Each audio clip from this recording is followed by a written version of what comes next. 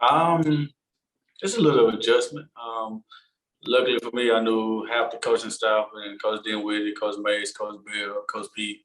So it's like leaving one family and coming back to another. Does your role change in terms of what you're doing on the field? Um, I just go play football, make plays. Is basically what they want me to do. And just help. You know what I'm saying? Bring a different dynamic to the team. Just grooming this great group of guys they have over here. I mean, you seen what they did last year, and just being able to come and just add to what they already have, and just add the extra discipline to get them over the hump. That's all. That's all I've been asked to do. I'm sure you've been asked this one a million times already, but 5 years in the league, 5 times to the Grey Cup. You probably should have won 3 of them, at least. What are you looking for, a 6th? And how does that feel?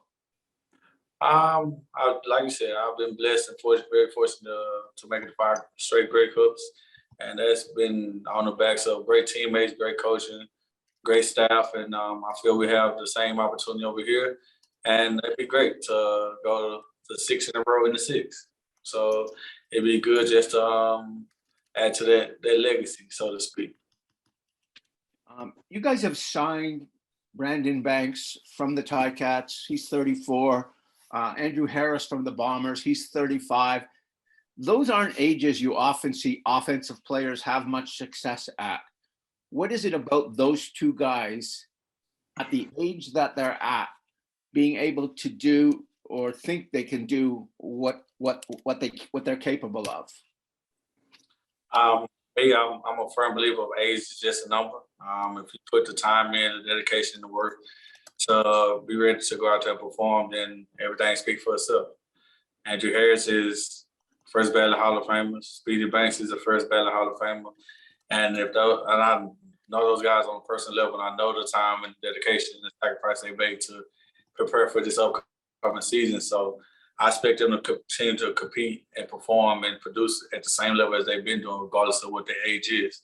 Because as you can see, Brady is out here close to 45 and still the top 2 in the game. So age is literally just a number. It all depends on your passion and your dedication to the game. You saw Speedy at his absolute best in Hamilton, and you saw him having, a frustrating season last year with health issues and other problems. Where do you see him right now compared to, you've seen him at his absolute peak and then now? Honestly, I think he's at that mindset and determination to go out and prove a point that I'm still me. I can still come out here and be the best of the best and compete and show you guys that I haven't fell off. Last year was a fluke year. He's riddled with injuries. I mean, that's part of the game. Everybody deals with it at some point in their career. But I've seen him, talk to him throughout off season during his training and regimen and preparing to come get ready for this journey. And I expect him to come out and be in the top 5, if not top 3, when it's all said and done. You're listed on what I looked at this morning. You're listed at 238 in terms of weight. You seem to play at about, like, when you watch you play, I would say 260, 270, based on the way you play and the way you physically, take care of business on the line. How is it you're able to play so well and so physically and so dominant at the size you're at? Yeah, honestly, that way that they got me at was the way it was back when I was in college, like 2012, 2013. So yeah, they definitely to update their weight. Right now, I say I'm probably about 260, 262, okay. 265 maybe on a good day after eating. So my eyes don't deceive me then. Yeah, honestly, for me is then all season I train heavy, so I'll train at like 270, 280, just used to carrying that weight. So once you come into the season, I start to trim down and get down to between 255, 265, get in that range, ballpark. So once I put on the pads, I'm used to it already. So it's not like I'm carrying weight like I used to. Thank you, and good luck this season. Appreciate it. Next question, Frank Ciccarelli, Toronto Sun. Hey, Jaguar, where do you have your Grey Cup ring, by the way? Actually, I gave it to my dad. All my rings I've ever won, I always give it to my family member. So my last one went to my dad. This next one will probably go to my daughter. Oh, good for you. Jaguar, I know obviously the ultimate goal is to win the Grey Cup, but when you enter a season, do you have personal goals that you either, keep privately or are you willing to share what they are? Like whether it's games played, quarterback sacks, anything personal that you're trying to accomplish? For me, my own personal goal is one, going to the Grey Cup and winning, and two, just being a better player and better teammate than I was the year before, regardless in what aspect they might be.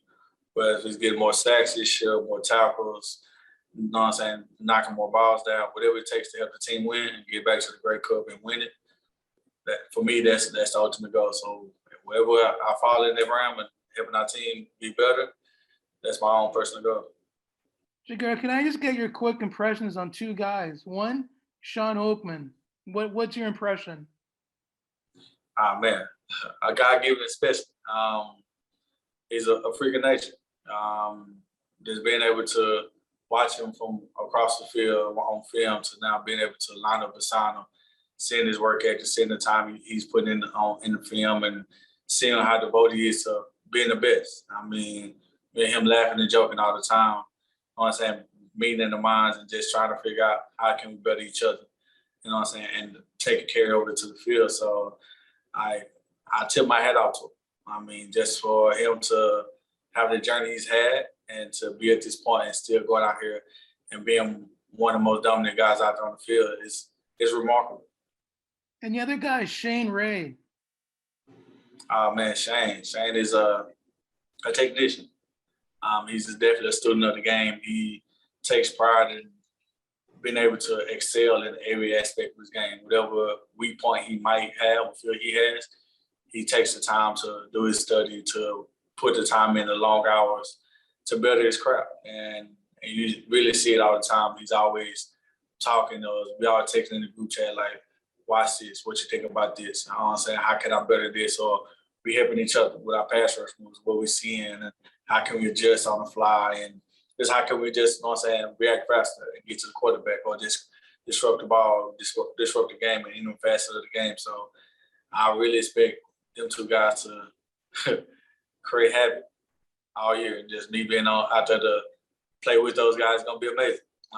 For me, it's gonna feel like playing either in Hamilton with the group of guys I had there, or when I was in Calgary with all those monsters I had over there. Thanks a lot, Jaguar. All the best.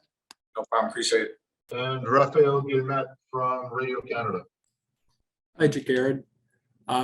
Steve addressed it, your 5 finals in 5 years, but I'm wondering, in looking to maybe change teams this summer, what specifically lured you to Toronto and made you say, yeah, of all the options that are on the table, this is the one that will help me win more? Like I said, for me, it was familiarity. Like I said, when I was in Calgary, I built a family, built that bond. When I left there to go to Hamilton, I left because I felt like I was going into another family. It made it feel like a home feel, like I was at home. And then to make that jump to go from one rival to the other, because unfortunately, I felt like I had unfinished business in Hamilton, but I felt it was the right move for the right time. And being that I knew half the coaching staff, me and Coach Mace, his first year coaching was my first year in the league. So me and him really grew together. He's like my big brother. I played with Coach Bill 16, 17 before he became a coach. Coach Petey and Coach Dinwiddie. I mean, we always was laughing and joking while I was in Calgary. So it didn't have to, like a lot of players over here I played with in some aspect from either being in Calgary or in Hamilton or back down south. So just being able to know a lot of familiar faces, know the vibes, know the culture that the coaches are trying to instill here. Like, it's a lot of stuff I still use to this day. So it wasn't that big of a change. It was just going back home, so to speak, just in a new color. All right, thank you very much. No problem.